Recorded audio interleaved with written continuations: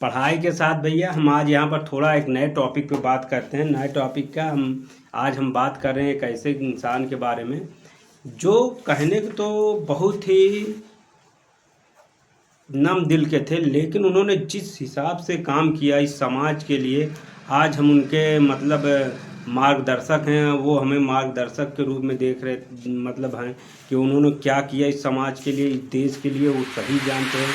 जी हाँ, हम बात कर रहे हैं आज डॉक्टर बाबा साहब की, जिनका जन्मदिन कल यानी उनका जन्मदिन होता है। 14 अप्रैल को मनाया जाता है। 14 अप्रैल 1891 को शायद उनका जन्म हुआ था और 6 दिसंबर 1956 की उनकी मृत्यु हो गए थे। डॉक्टर भीमराव अम्बेडकर भैया जो थे भारतीय संविधान के जनक माने जाते हैं।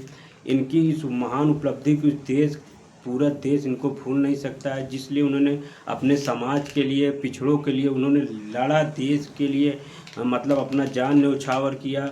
उन्होंने एक संविधान बनाया कि भैया इस संविधान के अंतर्गत हम सभी बंधे हुए हैं और उनकी प्रेरणा आज भी हमको मिलती है।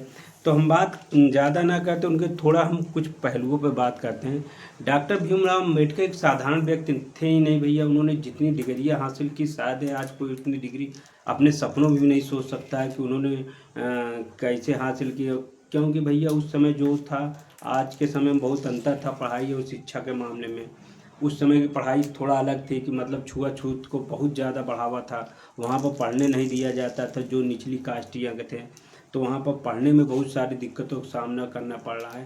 वहाँ से उठे उन्होंने देश के लिए, संविधान के लिए इतनी बड़ी समितियाँ गठित की। उसके बाद उन्होंने जाकर संविधान लिखा, जिसका वर्ष उनको लिखने में 2 वर्ष से 11 माह 18 दिन लगे। बहुत सारा समय उन्होंने संविधान के जगह जगह से पूरा विश्व के संविधान को उन्होंने अच्छे खासी है कि स्टडी करके पूरे विश्व के संविधान से अपने मत रख के अपना प्रस्ताव दिया उसमें, और बहुत बढ़िया संविधान बनाया जिससे आज हम उन पे सब बने हुए हैं। तो भैया कहते हैं कि इनका जो जात थी, महार जात से आते थे। उस समय इनकी जातियों को छुआछूत काफ़ी माना जाता था।